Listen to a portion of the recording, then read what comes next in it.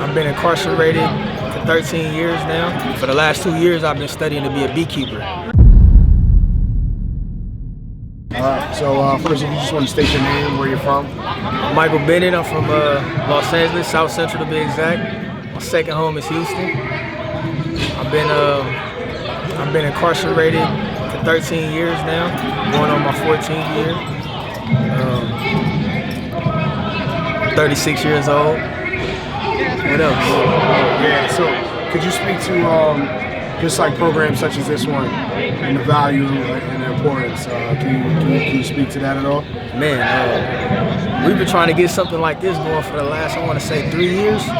So it's really been a blessing, man, that everybody's finally signed off on it. The warden, the captain, Coach Whipple's been, Coach Bennett have been advocates for us.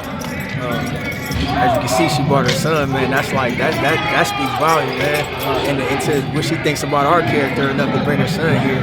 But man, it gives people hope. You know what I mean? It lets us know that what we're striving towards is attainable. You know what I mean? And it shows that, you know, like you guys said, like we haven't been forgotten.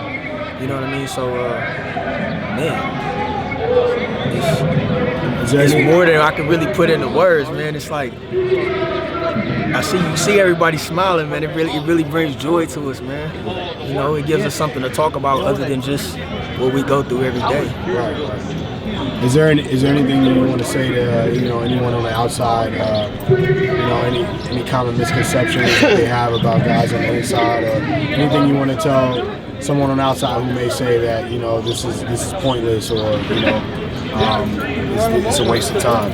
I wouldn't say it's pointless. I wouldn't say it's a waste of time. You do have your knuckleheads. You do have your people that mess it up, have a tendency to mess it up for all the good guys that are in here.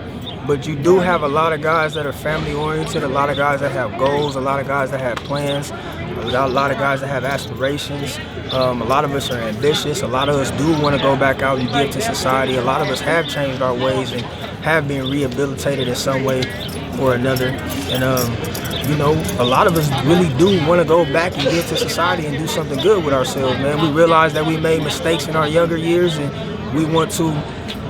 It's funny that you asked that, because we had a conversation about legacy, and the legacy that we left behind is not necessarily the legacy that we want to be remembered for. So from the time that we are incarcerated until the time that we're no longer here on earth, we want to leave behind a different legacy, something more positive, something that people could look at and say, okay, I voted for this law and I'm glad that it wasn't done in vain, or something of that stature, So yeah, man, I wouldn't say that we're all bad guys in here. You know what I mean? Get behind the yellow line.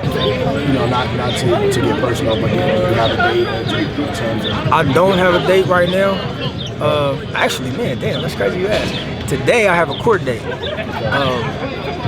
Of course, it's in absentia, but it's a writ that I filed. It's an appeal.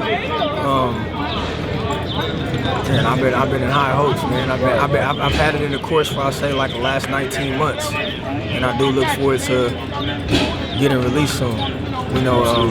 It falls under the felony murder rule. I'm not sure if you guys are familiar, but my situation personally is the attempted murder version of the felony murder rule. So, man, I'm excited, man. I'm super juiced. I'm ready to go, man. I've been doing a lot of studying. For the last 2 years, I've been studying to be a beekeeper. So I'm like anxious to get out there and put all that into work, man. I've been studying bees, studying plants, so man, I'm ready to go. So what do you feel like would be your biggest adjustment on the other side, getting out of there? How do you feel like you could be supported in terms of whether it's help with job placement or anything of that nature? Do you feel like there's going to be a major adjustment, or you feel like you're prepared based upon the rehabilitation that you received? Me personally, I don't feel like I'm one of those guys that'll get out and hear a car backfire and I automatically duck down to the ground. You know what I mean? I feel like I'm mentally prepared, man. I think it's all a mental thing, man. I'm very much mentally prepared. Like I tell my wife, I say, I think my biggest adjustment will be the secrets that are inside my home that I don't know about. You know know what I mean? Because I could talk to them on the phone and they could tell me this and tell me that, but there's still things that I don't know that you know what I mean? That you won't know about unless you're actually there. So I think that might be my biggest adjustment. But I think I can go out there, hold a conversation with anybody, young to old. I think I'm pretty well spoken myself. You know, I think I'll be all right. Anything else you want to add? Anything else you want to say? Free reign, no question, whatever you want to add. Defend it. I don't know, man. I would say to my brothers that are watching or anybody that's watching, man, continue to be positive. You know yourself. You know, and just always be open-minded. Always be open-minded, man. You never know. You just never know.